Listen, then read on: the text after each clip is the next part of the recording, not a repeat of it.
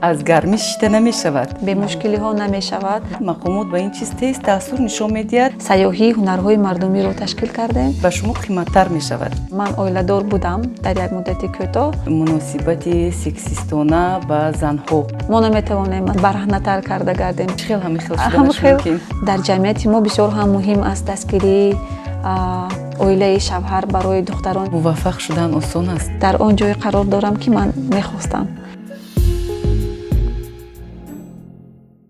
нигина икромӣ роҳбари ташкилоти ҷамъиятии рушди эҷодии тоҷикистон, роҳбари корхонаи Деҳаи Гулзар мебошанд ки барои дастгирии ҳунармандон равона карда шудааст ва мо айни замон дар ин деҳа қарор дорем.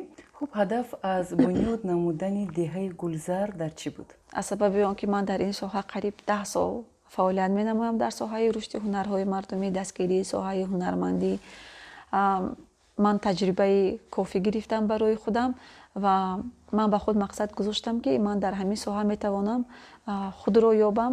Нигина Икромиро, менеҷери соҳаи сайёҳӣ ва ҳунарҳои мардумӣ, 12 ноябри соли 1988 дар шаҳри Панҷакент дар оилаи зиёӣ ба дунё омадааст. Хатмкардаи Донишкадаи Сайёҳӣ соҳибкорӣ ва хизмат бо дипломи аъло. таҷрибаи кории 10 сола дар соҳаи рушди ҳунарҳои мардумӣ дорад. Ӯ роҳбари ташкилоти ҷамъияти рушди эҷодии тоҷикистон, роҳбари корхонаи Деҳаи Гулзар, макони ҳунарҳои мардумӣ ва узви шӯрои машваратӣ оид ба беҳтар намудани фазои сармоягузорӣ назди президенти тоҷикистон мебошад. чанде пеш кумитаи кор бо занон ва оила ӯро ба рӯйхати 100 зани муваффақи кишвар шомил кард. 2 соли ахир тамоми дунёро пандемия фаро гирифтааст ва ин барои рафтуомади хориҷиён ки харидорони асосии маҳсули эҷоди ҳунармандон аст, як намуд мушкилӣ ба бор овардааст. шумо ҳамчун роҳбари корхонаи Деҳаи Гулзар барои дастгирии ҳунармандон чӣ кор кардед? фикр кардем бо командаи худ чӣ кор карда метавонем ки боз фаъолиятамонро давом диҳем ки ҳам барои корхона дастгирӣ шавад, ҳам барои ҳунармандон ва ҳам тавонем ки фаъолияти худро пеш бурда истем. ва мо сайёҳии дохилиро ташкил намудем. ин яке аз самти нав ҳам гӯя мешавад. сайёҳии ҳунарҳои мардумиро ташкил кардем. ин яъне чӣ аст? ин яъне мо 2-3 нафар ҳунармандонро ки дар гирду атрофи Душанбе зиндагӣ менамоянд, онҳо он ҷо ташриф оварда хонаи онҳоро омода намудем, ҷои устохонаи онҳоро омода намудем, ҷои хӯрокпазии онҳоро аз назар гузаронидем, ба онҳо каме суҳбат гузаронидем ки чӣ тавр метавонанд имкони қабули сайёҳони дохилиро ё ин ки ҷавононро, кӯдаконро дар хонаи худ қабул кунанд. ин ба онҳо писанд омад ва вақте ки мо якум сайёҳии худро эълон кардем, мо умедвор набудем ки бисёр мардум мехоҳанд ин чизро. махсусан дар хотир дорам вақте ки мо сайёҳии кулолгариро ба хонаи устои кулолгар сафар кардем, бисёр ҷавонон, бисёр духтаро, бисёр одамони калонсол, хурду калон, тамоми меҳмононе ки дар Тоҷикистон дар вақти пандемия монданд, ҳама хоҳишманд буд ва ин барои ҳунармандон низ яке камтар дастгирӣ буд ва ҳам барои корхона тавонистем ки дар ҳамин вақти пандемия хароҷотҳоро агар ки ба даромад набаромада бошед ҳам ба минус нарафтед. ба минус нарафтед. ин барои мо кӯмак кард ки дар як самт қарор дошта бошем. оё дар ҷомеаи Тоҷикистон барои зан муваффақ шудан осон аст? мушкилиҳо дар чӣ ҳастанд? ман фикр мекунам дар куҷои дунёе ки шумо қарор надошта бошед, дар он ҷо барои ҳадафи гузоштаи худ мушкилиҳо вуҷуд доранд. бемушкилиҳо намешавад. вале ки агар ки дар фазои Тоҷикистон бошад, барои занон ин пеш аз ҳама дастгирии оила, дастгирии ҳам падару модар, агар ки шавҳар накарда бошад духтар, вақте ки шавҳар карда бошад дастгирии шавҳараш лозим мешавад ва дастгирии гирду атроф, боварии наздикон خب این و دستگیری دستگیری نزدیکان. یک طرفی مسئله است، لیکن مشکلی هایی که بواسطه در جریان کار پیش رو می آیند. مثلا من بسیار شناسایی دارم که میخواهند که یگان نمودی تجارت رو به راه مانند یا یگان کارخانه رو کشایند. آنها بسیارتر از همین تفتیش های پیهمی، مثلا خدمات گمرک، سم اپیدمستانسیا، برق، خدمات سوختار نشانی میترسند. آنها میگویند که حالی کار رو سر نکرده تفتیش های پیاپی سر میشود. شما همین مشکلی ها رو چی برطرف میکنید یا که کی در این سمت به شما کمک میکند؟ درست، ما بسیار میفهمیم از دیگر صاحبکار زنها که چنین مشکلی ها رو روبرو میشوند، ولی خوشبختانه ما تا امروز به چنین مشکلی ها دچار نشدیم. شما آوازت در همین بینایی که ما ششتیم از گرمی شیته نمی شود. درست. وقتی که ما گفتیم که هوا خنک کنک رو مونیم، شما گفتید که тарзи барқро, тарзи маблағгузорӣ ро ба шумо ҳамчун соҳибкор муайян карданд, яъне ки ба шумо қиматтар мешавад. Дуруст. шумо наметавонед мисол ба ҳамон шабакаҳои барқӣ фаҳмонед ё нома кунед ё дар сатҳи ҳукумат муроҷиат кунед, вана узви шӯрои машваратӣ ҳастед, гӯед ки ин барои дастгирии ҳунармандо аст. аз ин чиз шумо як даромад намебинед. дуруст, шумо баръакс ҳунармандоро дастгирӣ мекунед. чаро ҳукумат дар ин самт ба шумо кӯмак накунад? то ҳамин рӯз аллакай корхона 2 сол қариб фаъолият мекунад. ҳам аз мақомоти андознист бо мо дар алоқа ҳастанд, баъзан мебиёянд, ва ҳам аз оташнишонӣ, аз тамоми мақомотҳое ки дахлдор бояд кураторҳои мо омада мераванд ва вақте ки ягон камбутӣ ҳаст, онҳо пешниҳод мекунанд чӣ тавр камбутиҳоро бартараф кардан ва ҳатто мо мефаҳмонем ба онҳо ки мо ки нав кушода шудем, метавонед роҳҳои бартараф намудани ин камбутиҳоро ба мо пешниҳод кунед. онҳо дар як муддат ба мо низ кӯмак мекунанд барои бартараф намудани ин пешниҳодҳо, ба мо маслиҳатҳо медиҳанд чӣ кор кардан дар кор ва муҳлатҳо медиҳанд.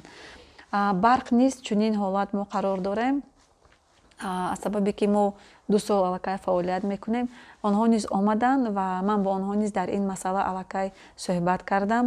онҳо низ ба ман пешниҳод карданд чӣ кор карданро, роҳҳояшро мактуб кардан, ба куҷо муроҷиат кардан ва чӣ қадар онҳо метавонанд бо маслиҳатҳои худ роҳ нишон диҳанд. хуб, Нигина, ман бисёр мехоҳам бо шумо дар бораи як истилоҳи наве ки дар ҷамъияти мо пайдо шудааст, истилоҳи сексизм гап занам, яъне муносибати сексистона ба занҳо ё худ нигоҳи маҳрамонаи мардон ба занҳо ё занонро ҳамчун объекти шаҳват қабул намудани мардҳо.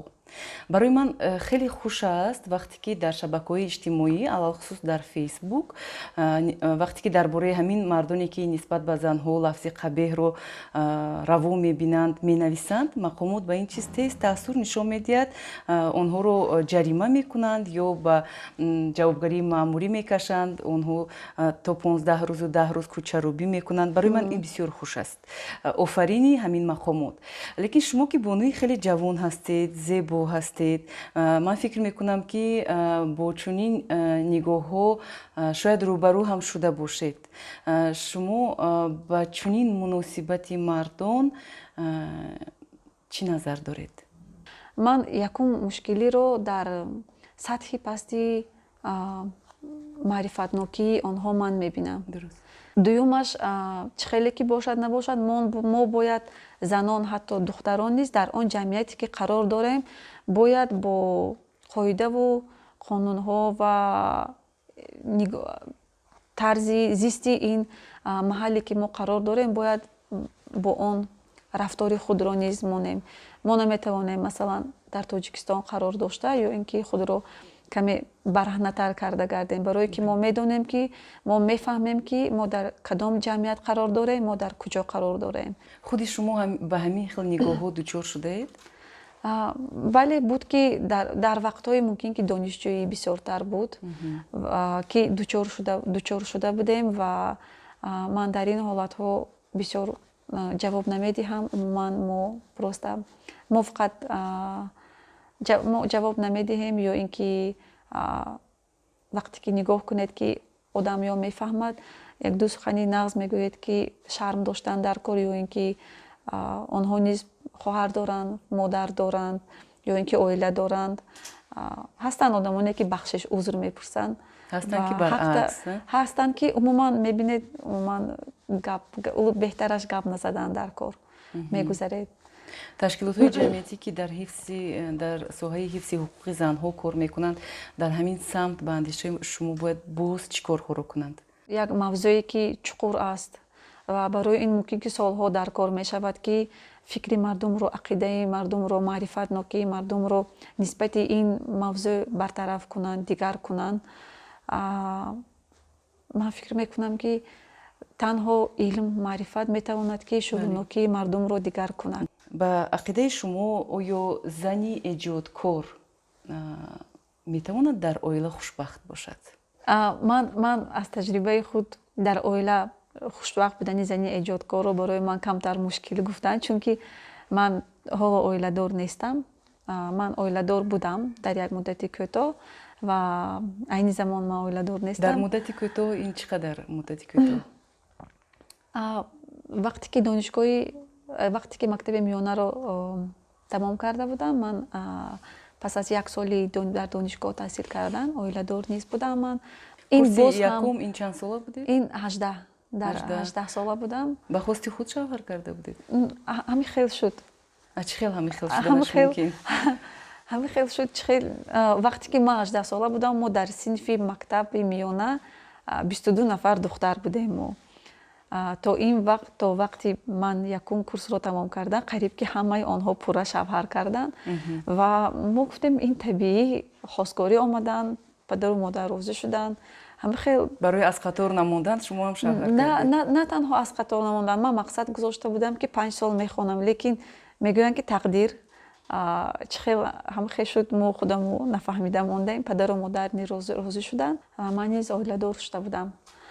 Аз сабаби ки мо камтар зиндагӣ кардем, ин фақат 7 моҳ буд. Ҳамагӣ 7 моҳ? Ҳамагӣ 7 моҳ буд. барои ман камтар мушкил гуфтан ки чӣ қадар зани эҷодкор метавонад дар оила метавонад зани эҷодкоре ки оиладор аст худро пеш барад. вале дар ин муддати кӯтоҳ ман аз таҷрибаи худ гуфта метавонам ки ин вобаста аз оилаи шавҳар ҳаст. махсусан вақте ки духтари ё шавҳар мекунад. ман дар он вақт донишҷӯй будам. Шавҳаратон ҳам ҷавон буд? Не, он кас он қадар ҷавон набуданд, калонтар аз ман буданд. аввакай тамом кардагӣ буданд, донишгоҳро давлати хориҷая хатм кардагӣ буданд, зиндагӣ дида буданд, аввакай таҷрибаи кофӣ доштанд. шумо бо шавҳар гапатон напухт ё якдигар фаҳмӣ байни шумо нашуд ё бо оилаи ӯ, яъне бо падару модару? шахсан ҳеҷ кас худро гуфта наметавонад ки гунаҳкор аст ё гунаҳкор нест. ҳеҷ кас як касро ҳам гунаҳкор гуфтаам наметавонад, чунки ин боз ҳам тақдир аст. ва бале баъзан мушкилиҳое ки дар оилаи мо рух додагӣ буд, ин аз сабаби калонҳо буданд. бо хости калонҳо ки оиладор шудем ва бо хости калонҳо мо ҷудо шудем. онҳо ба ҳаёти шумо бисёр дахолат мекарданд?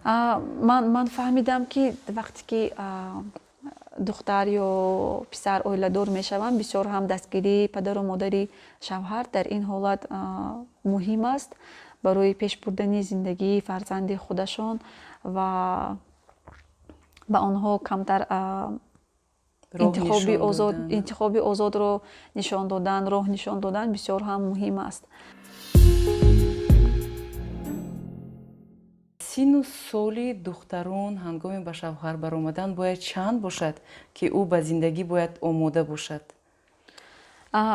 дар ин мавзӯъ низ ман бисёр бо наздикони худ, бо дӯстони худ низ баҳс мекардем ва аввал мегуфтем ки бояд аз 18 сола аз мумкин ки донишгоҳро хатм кунанд, камтар таҷрибаи зиндагӣ гиранд, баъд оиладор шаванд. лекин аз ҷиҳати дигар фикр мекунам барои ҷамъияти мо муҳим аст ки духтар дар кадом оила меафтад ва ин оилаи нав то кадом дараҷа дастгирӣ мекунад келини навро барои пеш бурдани касби худ, ва ҳамчун як шахс дар ҷамъият тарбия ёфта ба воя расидан ва дар ҷамъият нафи худро гузоштан, ҳам дар оила, ҳам дар ҷамъият чӣ тавр дастгирӣ меёбад. Чунки вақте ки духтар 18 сола таҷрибаи зиндагӣ кам дорад, барои ҳамин бисёр ҳам дар ҷамъияти мо бисёр ҳам муҳим аст дастгирии оилаи шавҳар барои духтароне ки дар синни 18 солагӣ ё барвақттар шавҳар мекунанд. пас аз шавҳаратон ҷудо шудан ягон маротиба аз падару модаратон гила карда будед ки шуморо хеле ҷавон ба шавҳар доданд?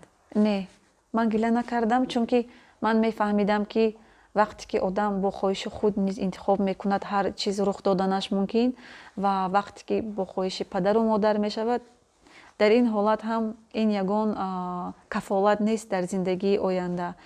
Барои ҳамин ман ҳеҷ вақт онҳоро гила накардам. ҳеҷ вақт. Хуб, ба фикри шумо асоси муваффақияти як зан дар чӣ аст? Аввалаш бигзор ман мехоҳам ҳар як занон соҳиби маълумот гарданд, соҳиби маълумоти олӣ. Ё касб мегӯянд, ё ҳунар. Барои зан бисёр ҳам муҳим аст дар ҳама ҳолатҳои зиндагӣ ки омода бошад ки худро аз кризиси оилавӣ, аз кризиси зиндагӣ бароварда тавонад, солим бароварда тавонад худро. Метавонед озӣ гӯед ки худро ёфтед? Бале, бале. хушбахтона ман имрӯз дар он ҷое қарор дорам ки ман мехостам ва ман кӯшиш карда будам. ба шумо муваффақиятҳои беназир мехоҳем ва умедвор мешавем ки ҳар як зан дар ҷомеаи тоҷик ба нияту орзуҳои худ бирасад. Ташаккур.